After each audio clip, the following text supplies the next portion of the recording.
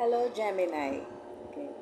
This reading is for you and this reading is from today until March 15, 2026. And remember, this is a general reading. Ito ay hindi para sa lahat. Pwedeng ang bawat mensahe ay iba-iba para dun sa iba't ibang Gemini. Pwede rin itong hindi sa mga cross-watchers na nakakonect sa Gemini pero hindi kay Gemini. Pwedeng ito ay mensahe ng Gemini sa inyo o mensahe ninyo para sa Gemini. So, pwede rin kayong makinig. No, at tatandaan natin, ang lahat ng ito ay mga energy lamang. At kung kayo ay nasa sitwasyon na namumroblema kayo o nahihirapan kayo, kailangan natin magdasal. Magdasal kayo upang tulungan kayo ng Diyos sa inyong katayuan. So, sana matulungan kayo nitong reading na ito. Gumagamit ako nitong card na to.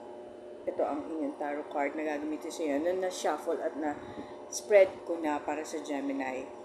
No, ang Gemini, kayo po ay nasa kalagayan na nakahold, hindi nyo alam kung ang sitwasyon na ito ay tama ba ang nararamdaman ko.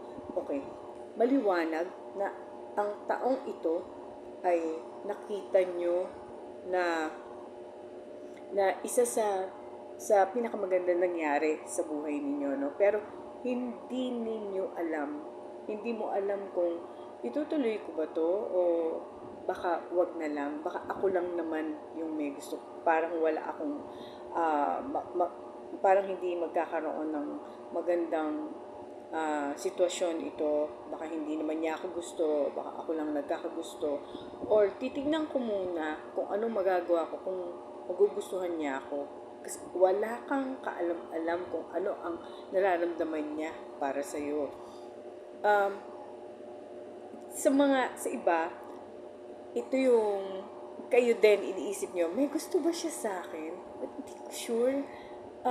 Sa mga yon, sa mga nagda-doubt na yon, huwag kayo mag-alala kasi may gusto siya sa inyo at gusto niya mag-offer sa inyo ng isang ng relasyon na una, gusto niya sanang maging magkaibigan kayo, pero itutuloy niya ito sa isang passionate na expression. Gusto niyang magkaroon kayo ng relasyon na magkaibigan, pero tutuloy sa relasyon. So, ito yung gusto ko sana maging magkaibigan muna tayo bago tayo maging magkarelasyon.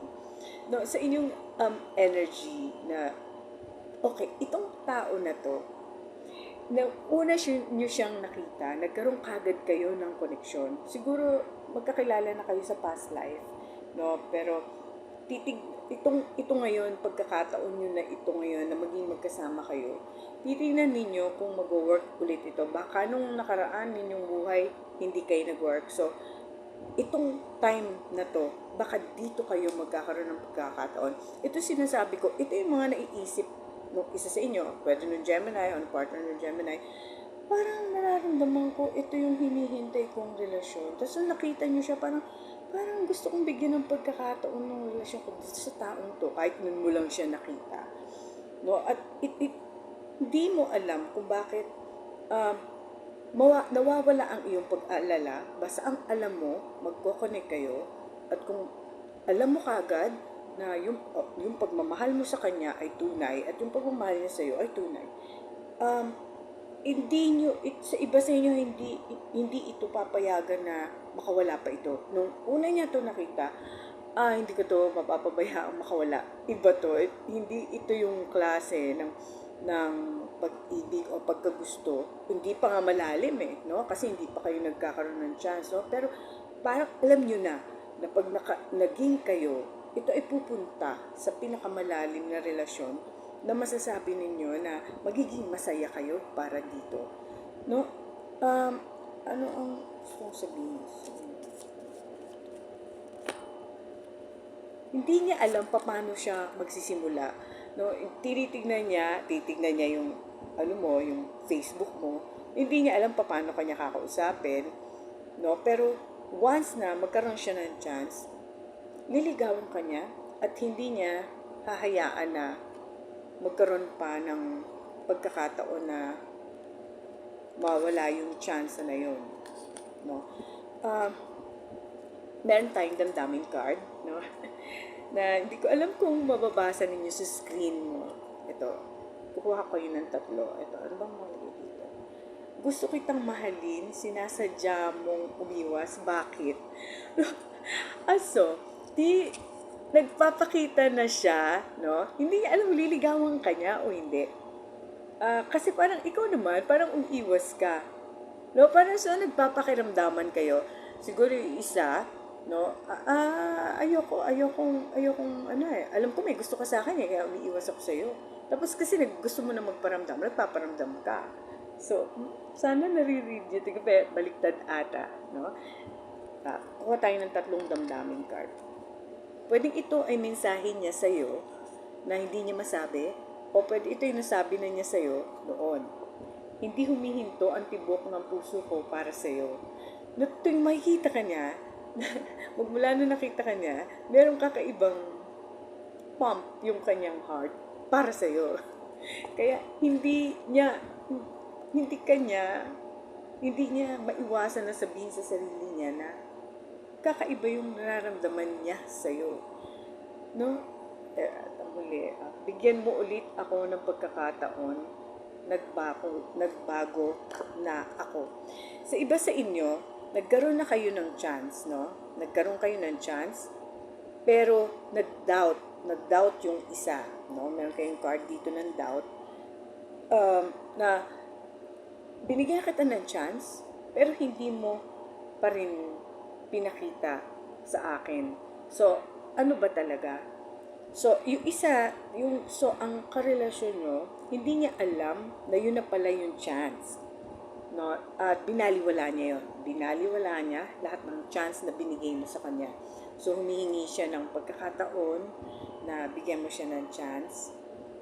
Pwede rin na noon nagkaroon kayo ng chance, hindi niya alam ang gagawin niya kasi nga ang taong ito ay may hindi niya alam yung sitwasyon kung yun na yun o hindi. Meron siguro siyang pagkatao na lahat ng bagay ay kailangan niyang pagdudahan. O siya ay isang taong, binabasa ko lang din yung card mo, no? Siya ay isang taong hindi agad-agad kikilos kasi wala siyang tiwala sa paligid. Pero nung nakita ka niya, gusto niya nang magtiwala for the first time. So, kaya hindi siya nakakakilos agad. So, gusto na niyang wag magduda for the first time ulit. Hindi ako magdududa. Kasi yun yung tunay niyang pagkatao. So, this time, nung nakita ka niya o naging magkasama kayo o kung nabigyan mo man siya ng chance na hindi niya nag-grab, so pinagsisisihan niya yun.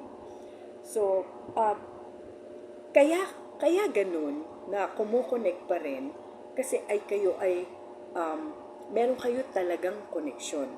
Soulmates kayo.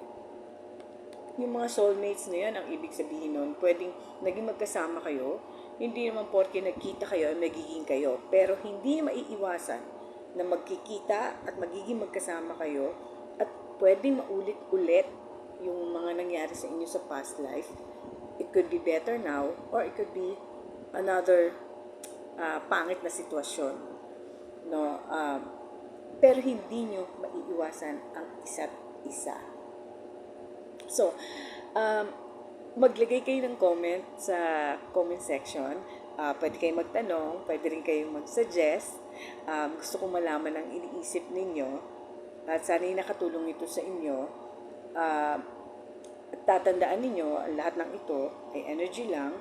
Magdasal pa rin tayo sa Diyos. Yan po ay para sa inyo, Gemini. Ako si Roma Soledad. Salamat.